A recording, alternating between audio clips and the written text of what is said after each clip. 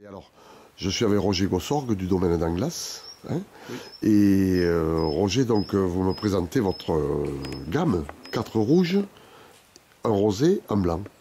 Hein, alors, on y va. Voilà, donc alors on a un rosé et un rouge qui sont des vins qu'on fait exprès légers à 11 degrés. Ouais.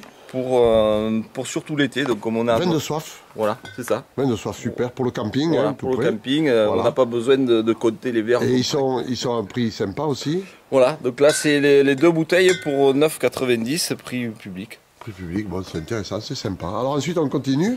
Alors l'esprit de garrigue. Alors après non, c'est plutôt le petit roi, voilà, c'est d'abord le petit roi. Voilà. Alors le petit roi, je crois que c'était le surnom de Roger Petit. Voilà, c'était le nom qu'on me donnait, enfin c'est mon frère qui m'avait donné le nom de Roy. Et il y a eu un épisode avec un chanteur belge qui est venu où on habitait et qui a fait une chanson sur le petit Roy. Voilà. Ah. Et donc c'est resté dans les annales avec... Oh là là, mais c'est collector ça, c'est collector, c'est formidable. Voilà, c'était son premier, en plus c'était son premier, c'est des 33 tours là. D'accord, alors ce petit Roy, il est composé de quoi? Alors là c'est un 100% Carignan. 100% Carignan. 100% Carignan avec des vieilles vignes, donc c'est les vignes qu'a planté mon grand-père, qui ont environ 50 ans. Et donc des petits rendements bien sûr. D'accord. De l'ordre de entre 20 et 25 hecto-hectares. Bon, mais le petit Roy représente le roi des cépages du Languedoc. Voilà, c'est ça, c'est vraiment la typicité du Languedoc. Et chaque fois je l'explique, ça vous le retrouverez nulle part ailleurs qu'en Languedoc. Ouais.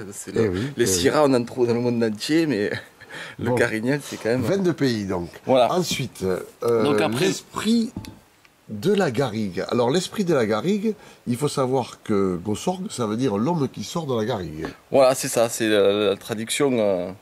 Donc, on est dans cette garrigue qui nous entoure. Donc, on a 115 hectares de garrigue avec 12 hectares de vignes au milieu.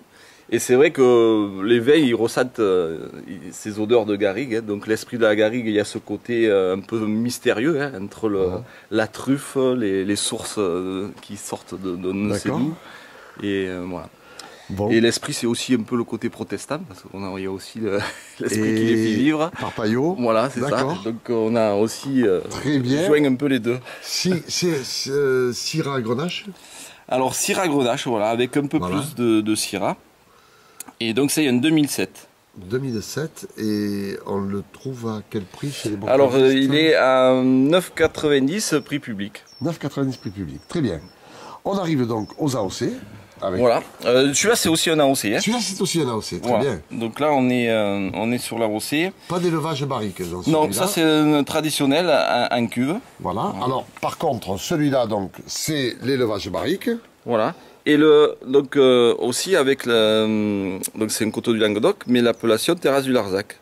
Le terroir, donc on est sur le Terrasse du Larzac. Le chemin des moutons, Terrasse du Larzac. Voilà. Composé de... Donc là, Syrah 70% et 30% Grenache. 30% Grenache. Élevage barrique. Donc là, élevage, alors même 1 an et demi en barrique et 1 an et demi en cuve bois. Donc ça fait 3 ans d'élevage. Très bien. Et pourquoi le chemin des moutons? Alors le chemin des moutons, c'est un peu aussi la même histoire. C'est ce chanteur qui a parlé de cette promenade qu'il faisait avec moi quand j'avais 5 ans dans les garrigues et le chemin des moutons. Donc ici on est entouré de drailles. Il y a des drailles qui vont de partout, en direction de l'Égoile. Et donc on a aussi un troupeau de moutons sur le domaine.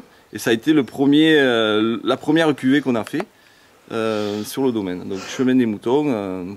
Alors on continue ce chemin qui est un chemin de rêve un petit peu puisqu'on est sorti de la garrigue, le chemin des moutons, et on arrive à peut-être la cuvée la plus représentative ou du moins spéciale du domaine, le blanc, qui est face au château donc.